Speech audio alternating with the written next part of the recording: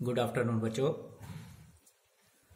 कल की क्लास में हमने पढ़ा था रैशनल और इरैशनल को डेसिमल फॉर्म में जब हम देते हैं तो रैशनल में क्या होता है कि या तो वो टर्मिनेटिंग हो या नॉन टर्मिनेटिंग बट रिपीटिंग, और इरैशनल में non terminating non repeating. Decimal expansion जब भी हम करते हैं, डेसिमल रिप्रेजेंटेशन देते हैं, तो नॉन टर्मिनेटिंग नॉन रिपीटिंग ये चीज़ें हमने कल के क्लास में पढ़ी थी। अब जो फिफ्थ क्वेश्चन है एक्सरसाइज 1.3 का, what can the maximum number of digit be in the repeating block of digit in the decimal expansion of 1/17। अगर हम 1/17 की डेसिमल एक्सपेंशन करें, डेसिमल रिप्रेजेंटेशन दें, तो जो रिपीट होंगे डिजिट उनके कितने डिजिट के बाद या रिपीट होगा ये यहाँ पे पूछा गया है। मगर मैक्सिमम नंबर आप पूछे गए हैं कि मैक्सिमम नंबर जो हैं ज्यादा से ज्यादा कितने डिजिट आएंगे रिपीटिंग ब्लॉक में। तो फिर उसके बाद उन्होंने कहा ये आंसर देने के बाद perform the division to check your answer. फिर आपने डिवीजन करनी भी है और चेक भी करना अपना आंसर क्या ये ठीक है या नहीं ठीक है। तो इसमें क्या होता है कि अगर हम कोई भी नंबर ले लें, ये वाला रैशनल नंबर ले लें, तो वो इस फॉर्म में हो 1/समथिंग, 1/7, 1/9, 1/8, 1/ कुछ भी हो जाए, जैसे 1/17 है तो उसे मैंने लिखा है 1/x की फॉर्म। तो उसमें क्या होता है कि ज्यादा से ज्यादा रिपीटिंग डेसिमल जो हैं, रिपीटिंग जो डिजिट हैं वो ज्यादा से ज्यादा कितने होंगे, उससे एक कम। जितना वो दिया हुआ है, जैसे 17 है, 17 से एक कम 16 हो गया। ज्यादा से ज्यादा होंगे, इससे कम भी हो सकते हैं। जैसे दो तरह आपने कल की क्लास में ये किया भी है कि जब हमने डिवीजन परफॉर्म की डेसिमल फॉर्म में, तो या तो रिमाइंडर 0 आया तो वो टर्मिनेट हो गया, तो टर्मिनेट भी हो सकता है, रिमाइंडर 0 भी आ सकता है, और या वो रिमाइंडर जो है रिपीट हो रहे थे बार बार, तो वो टर्मिनेटिंग बट रिपीटिंग हो गया। तो इस तरह से टर्मिनेट भी हो सकता है, मगर कम आ सकते हैं। मगर यहाँ जैसे 17 है, 17 से ज्यादा नहीं आएंगे, 17 से एक कम आ सकता है, ज्यादा नहीं। तो इन्होंने मैक्सिमम नंबर पूछा है, तो इसलिए हमने 17 से एक कम लिखना है। वही चीज मैंने यहाँ लिखी है, when we calculate the decimal value of 1/x, इस फॉर्म में कोई भी लेंगे, 1/ कुछ भी हो, we can only have x - 1 possible remainder. तो हमारे पास कितने रिमाइंडर्स होंगे, पॉसिबल रिमाइंडर्स कितने होंगे कि x - 1, एक कम। जैसे 17 है, 16, 15 और 14, 7 और 6। So in case of repeating block of decimal block of digits, it has to repeat after at most x - 1 division. ये कब रिपीट शुरू होगा, ज्यादा से ज्यादा x - 1 डिवीजन। तो मतलब अगर 17 है तो 16 करने के बाद रिपीट होना शुरू हो जाएगा, रिपीट होगा ये ज्यादा से ज्यादा। मगर पहले भी हो सकता है, मगर ज्यादा से ज्यादा पूछ रहा हूं, तो इसलिए उन्होंने मैक्सिमम पूछा तो मैक्सिमम बता दिया। तो हियर x = 17 है, so the maximum number of digit in the repeating block. आपका आंसर सही ये आता है कि मैक्सिमम नंबर ऑफ, वो तो मैंने एक एग्जाम्पल लिखी है कि ये ऐसा होता है, maximum number of digit in the repeating block should be 16। तो 16 होने चाहिए, हमने पहले आंसर दे दिया, इसमें 16। अब जो डिवीजन है ये मैंने आपके लिए छोड़ी है, आप इसे परफॉर्म करो। तो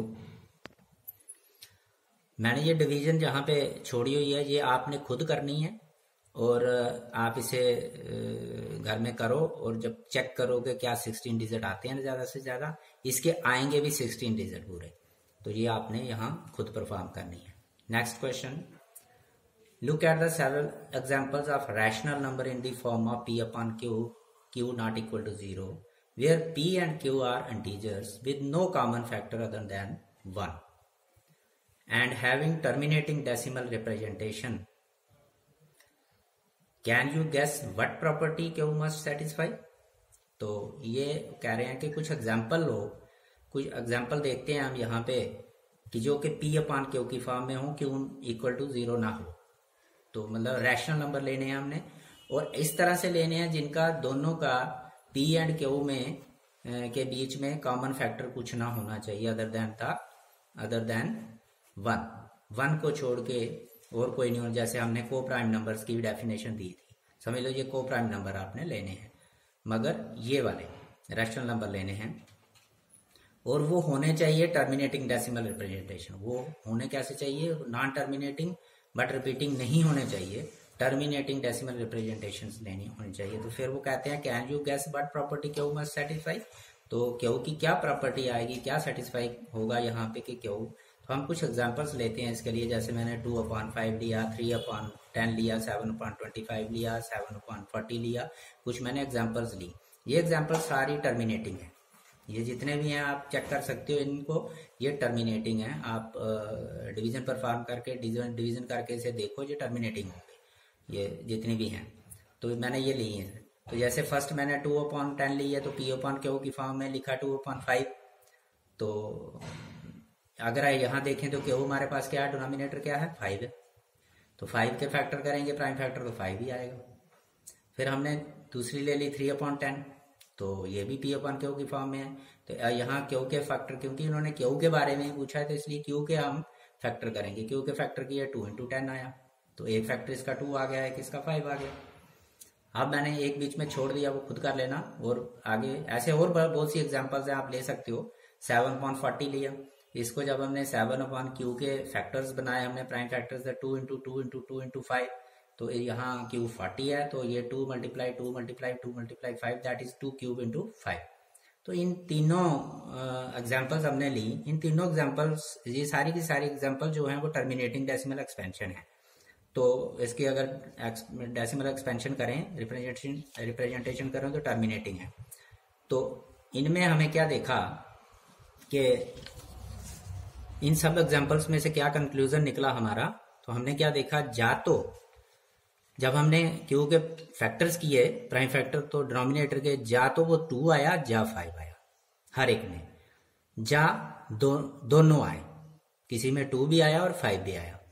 तो इसलिए जब भी डेसिमल टर्मिनेटिंग डेसिमल एक्सपेंशन होगी और उनमें जो हम नंबर लेंगे, रैशनल नंबर लेंगे, उनमें अगर न्यूमरेटर और डिनोमिनेटर में कोई कॉमन फैक्टर नहीं है 1 को छोड़ के, तो तब हम कह सकते हैं कि क्यू जो है, क्यू के फैक्टर जो हैं, so that the factor of Q must be, denominator के जो फैक्टर हैं वो या तो 2 होने चाहिए, या 5 होंगे, या बोथ होंगे। तो आप ये डायरेक्ट चेक कर सकते हो इस क्वेश्चन को कि ये टर्मिनेटिंग है या नहीं है आज के बाद। तो आप जब 7/25 है, जब इसके आप फैक्टर करोगे 25 के, तो 5 आएंगे, तो आपका डायरेक्ट चेक हो गया कि ये टर्मिनेटिंग डेसिमल एक्सपेंशन है। तो इस तरह से आप कर सकते हो। मगर कई बार आप सोचते हो कि ऐसे भी आ जाता है। जैसे मैं यहाँ पे एक लिखता हूं कि 3/50, ठीक है, ये अगर इसे देखा जाए तो ये इस समय टर्मिनेटिंग है, बट आप कहोगे ये अगर हम 15 के फैक्टर करेंगे 3 × 5 आएगा, तो यहाँ 3 भी आ गया। तो ये होना नहीं चाहिए डेसिमल टर्मिनेटिंग डेसिमल एक्सपेंशन, क्योंकि यहाँ 3 आ गया, 3 नहीं आना चाहिए था, या 2 या 5, या अकेला 5 या अकेला 2 आना चाहिए था। बट इसके साथ एक बात और हमने कही थी यहाँ पे, क्या कहा था कि इन दोनों के बीच में कॉमन फैक्टर नहीं होना चाहिए। अगर हम यहाँ देखें तो यहाँ कॉमन फैक्टर है 3, 3 1 जा 3, 3 5 जा 3। तो अगर हम इसे लोएस्ट फॉर्म में लिखाएंगे तो ये 1/5 आएगा।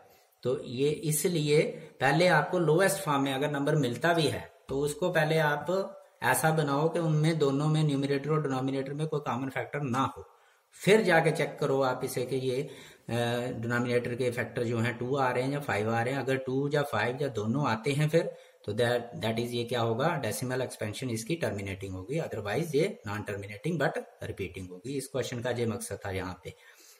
नो अब लेते हैं हम 7th question. Write 3 numbers whose decimal expansion are non terminating and non recurring that is non repeating. उन्होंने कोई 3 नंबर पूछे गए हमें कि जो कि आपने वो बताने हैं, ऐसे 3 नंबर्स जो कि नॉन टर्मिनेटिंग भी हो और नॉन रिपीटिंग भी हो। तो नॉन टर्मिनेटिंग और नॉन रिपीटिंग आपने पढ़ा है, जैसे अभी भी मैंने शुरू में भी बताया कि वो होते हैं इर्रेशनल नंबर। तो इसका मतलब all irrational numbers are non terminating and non repeating. तो कुछ एग्जांपल 3 एग्जांपल कही हैं उन्होंने, तो 3 नंबर कहे हैं, तो मैंने ले लिया √2 की ये वैल्यू है, तो ये नॉन टर्मिनेटिंग भी है, नॉन रिपीटिंग भी है। √7 की ये वैल्यू है, ये भी है, नॉन टर्मिनेटिंग भी है, नॉन रिपीटिंग भी है। और क्यूब रूट 3, ये क्यूब√3 है, तो क्यूब√3 की वैल्यू ये है, तो ये नॉन टर्मिनेटिंग और नॉन रिपीटिंग भी है। तो ये आ गया। अब हमारा 8th क्वेश्चन है। 8th क्वेश्चन में पूछा है कि find 3 irrational number between the rational number. ये दो हमें रैशनल नंबर दिए गए हैं, 5/7 एंड 9/11। इनके बीच में 3 इर्रेशनल नंबर देने हैं, तो कोई 3 देने हैं। तो जैसे हमने पढ़ा था कि रैशनल नंबर के बीच में इनफाइनेटली रैशनल नंबर होते हैं, तो इसलिए इस तरह से इर्रेशनल भी इनफाइनेटली होते हैं। तो हमने सिर्फ 3 कोई पूछे, हमने 3 देने हैं। तो इसके लिए हम कैसे देंगे, पहले हमें इसे डिवीजन परफॉर्म करेंगे इन दोनों की रैशनल नंबर्स की, मतलब इनकी पहले डेसिमल एक्सपेंशन करेंगे, फिर देखेंगे, फिर चलेगा पता हमें कि कौन सा इर्रेशनल नंबर बीच में होगा। तो 5/7 की हमने डेसिमल एक्सपेंशन की यहाँ पे इस तरह से। तो ये अब आपने खुद करनी चाहिए, मैंने की हुई है, आप देख लेना अच्छी तरह से। तो इसका जो क्वोशंट आया वो आंसर आया 0.714285। अब रिपीट, क्योंकि ये नेचुरली ये रैशनल नंबर है तो इसने रिपीट होना है, जहाँ इसने रिपीट होना है तो जहाँ टर्मिनेट होना है इसकी डेसिमल एक्सपेंशन। तो ये रिपीट हो रही है यहाँ से। इस तरह से 9/11 की भी की तो वो 81818181 वगैरह वगैरह आएगा, ये भी रिपीट हो रहा है। मगर हमें ये इसमें रिपीट या नॉन रिपीटिंग का कोई चक्कर नहीं है, हमें सिर्फ देखने रैशनल नंबर। पहले हम बताएंगे, डेसिमल फॉर्म बनाएंगे, इन दोनों की डेसिमल फॉर्म बना दी हमने। ये आ गया 0.7142। इसका मतलब हम जो इर्रेशनल नंबर लेंगे 3 बीच में, वो 0.71 से बड़े होने चाहिए और 0.81 से छोटे होने चाहिए, तभी हम बीच में लेंगे। तो आप इनमें बोथ से ले सकते हो, जितने मर्जी लो। मैंने बोला इनफाइनाइटली मैनी सोल्यूशन हो सकते हैं, बट मैंने 3 ले लिए। आपने 0.71 से बड़ा लेना है, तो मैंने क्या किया, 0.72 ले लिया, उसके आगे 0, उसके बाद फिर 72, फिर 0.072। आप जैसे मर्जी लिखो, यहाँ तक छोड़ दो, डैश डैश कर दो, मगर डैश डैश जरूर करना है। ये आ गया। अब उसके बाद 0.73 भी ले सकते थे, या 0.721 भी ले सकते थे, मगर मैंने ये ले लिया 0.741074, ऐसे ऐसे। एंड ये 8 से कम लेना था, तो ये 0.75 भी ले सकते थे, तो मैंने ये वाला ले लिया। तो आप कोई भी 3 ले सकते हो, बट इससे बड़े 0.71 से बड़ा होना चाहिए और 0.81 से छोटा होना चाहिए, वो आपने लेने हैं ये 3 नंबर। तो ये आ गया आपका 8th क्वेश्चन। तो अब 9th क्वेश्चन इसी एक्सरसाइज का। ये क्वेश्चन इंपॉर्टेंट भी है, इसमें से एक आधा पार्ट आपको कहीं ये ऑब्जेक्टिव टाइप में आते भी हैं। तो classifying the following numbers as rational और इरेशनल। आपने जो नंबर दिए गए हैं नीचे, हमारे 5 पार्ट दिए गए हैं, इनमें से ढूंढने हैं, बताने हैं कि कौन सा इरेशनल है और कौन से इरेशनल है, कौन से रैशनल है या कौन से इरेशनल है, ये आपने बताने। जैसे हमारा फर्स्ट नंबर है, वो उन्होंने लिखा है स्क्वायर रूट 23। तो ये हमारा इरेशनल नंबर है, क्योंकि इरेशनल नंबर इसी टाइप के होते हैं। और आप ये बीच में देखो, ये 23 जो है, ये हमारा एक प्राइम नंबर है, तो ये परफेक्ट नंबर नहीं है। तो बस सिर्फ ये देखना कि परफेक्ट नंबर नहीं होना चाहिए, परफेक्ट स्क्वायर नंबर नहीं होना चाहिए हमारे पास। तो बाकी जो भी होंगे स्क्वायर रूट के अंदर, वो सारे के सारे इरेशनल होंगे। तो ये इरेशनल नंबर हो गया। बस इसके आगे आपने लिखना है इज आर इरेशनल नंबर। आप √225 ये एक रैशनल नंबर है। रैशनल क्यों है कि √225 को जब हम निकालेंगे तो इसका आंसर जो आएगा, क्योंकि ये एक परफेक्ट स्क्वायर नंबर है, तो इसका आंसर 15 आएगा। तो 15 क्या है, एक रैशनल नंबर है। आगे ये वाला भी रैशनल नंबर है, क्योंकि जब डेसिमल एक्सपेंशन देखो तो ये यहाँ टर्मिनेट हो गई, खत्म हो गई, डैश डैश नहीं डाला हुआ है, ना रिपीट हो रही है, तो ये टर्मिनेट हो गई है। तो टर्मिनेट वाली एक्सपेंशन जो है वो रैशनल होती है, तो ये रैशनल है। ये वाला भी रैशनल है, क्योंकि ये आप देखो तो ये रिपीट हो रहा है कि 478 ये भी रैशनल है। और ये वाला देखो तो ये इरेशनल है, क्योंकि ये ना तो टर्मिनेट हो रहा, ना खत्म हुआ, और ना ही इसका ये रिपीट हो रहा है। ये 101001001001001 ऐसे चल रहा है, तो ये नॉन टर्मिनेटिंग और नॉन रिपीटिंग डेसिमल एक्सपेंशन है, देयरफॉर ये भी इरेशनल है। तो ये थी आपकी एक्सरसाइज 1.3, ये आपकी खत्म हो गई। अब आगे चलने के लिए हमें कुछ इंपॉर्टेंट पॉइंट्स हैं, ये आपको ध्यान में रखने हैं। जो बहुत ज़रूरी हैं। इन्हीं से आपकी अगली एक्सरसाइज जो है, जो आगे या फिर भी आपको काम आती है, ये आपने देखना है। जैसे फर्स्ट पॉइंट है, इंपॉर्टेंट पॉइंट हमारा, मैंने यहाँ पे लिखे हैं 3 पॉइंट कि the sum and difference of a rational and an irrational number is always irrational. अगर हम एक रैशनल नंबर ले लें और एक इररेशनल नंबर ले लें, अगर हम कोई एक इररेशनल नंबर और एक रैशनल नंबर ले लें, उसका चाहे सम करें चाहे डिफरेंस, चाहे हम उसे माइनस करें चाहे प्लस करें, तो वो हमेशा इररेशनल नंबर आएगा। ये एक पॉइंट है, ये आपने याद रखना है। आप एग्जांपल लेके कर भी सकते हो। दूसरा point, the product or quotient of non zero rational numbers, non zero होते हैं वो जीरो नहीं हो जो, with an irrational number is irrational. अगर हम किसी दो नंबर, वो जो जिसमें एक रैशनल हो, जैसे यहां ऊपर था, एक इररेशनल हो, उनका हम प्रोडक्ट करें या उनको डिवाइड करें, तो हमारे पास क्या आएगा, हमेशा इररेशनल नंबर आएगा। क्या आएगा, इररेशनल नंबर ही आएगा द्वारा। जैसे मतलब सम में, डिफरेंस में, प्रोडक्ट में और डिवाइड में, हर एक में ये इररेशनल नंबर होगा, मगर प्रोवाइडेड एक रैशनल होना चाहिए, एक इररेशनल होगा। तो अब तीसरा पॉइंट है, कभी कभी दोनों इररेशनल भी इररेशनल बन जाते हैं। अब तीसरा पॉइंट वही लिखा है मैंने, if we add, subtract, multiply और डिवाइड टू इररेशनल नंबर्स। अगर हम कोई इररेशनल नंबर लें, कोई भी दो इररेशनल नंबर लें, अब दोनों के दोनों इररेशनल, पहले हमने ऊपर दोनों पॉइंट में देखा एक रैशनल था एक इररेशनल था, मगर यहां हमने दोनों इररेशनल लेने हैं। तो अगर हम इन्हें ऐड करें या उन्हें सब्ट्रैक्ट करें या उन्हें मल्टीप्लाई करें दोनों को, या डिवाइड करें उन दोनों को, तो कभी कभी वो रैशनल भी बनते हैं। द रिजल्ट में भी रैशनल और इररेशनल, कभी कभी वो रैशनल भी बनते हैं, कभी कभी कुछ रैशनल भी हो जाते हैं, इररेशनल भी हो जाते हैं। मगर जो दो ऊपर पॉइंट थे, उन पॉइंटों में अगर एक रैशनल है एक इररेशनल है, वो हमेशा क्या बनेगा, इररेशनल बनेगा। मगर जब दोनों इररेशनल होंगे, तब कभी रिजल्ट जो है वो हमें चेक करना पड़ता है, कभी कभी रिजल्ट वो रैशनल भी आ जाता है।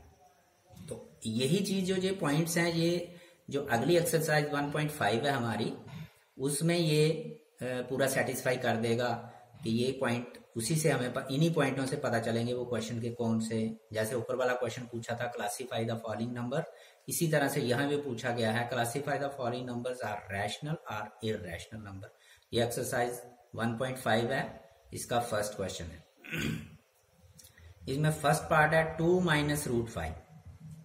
2 माइनस रूट 5 इररेशनल नंबर है। क्यों इररेशनल नंबर है, अभी हमने पढ़ा 2 जो है एक रैशनल नंबर है और रूट 5 एक इररेशनल नंबर है। इन दोनों का डिफरेंस क्या आएगा, यहाँ हमने पढ़ा ऑलवेज इररेशनल होगा, इसलिए ये इररेशनल है। अब आगे वाला पार्ट है जो दूसरा, 3 प्लस रूट 23 माइनस रूट 23, यहाँ ब्रैकेट डाली गई, देयरफॉर एक नंबर ये है, एक नंबर ये भी, दो नंबर का क्या हो रहा है, सब्ट्रैक्शन हो रही है, दो नंबर की डिफरेंस निकल रहा है।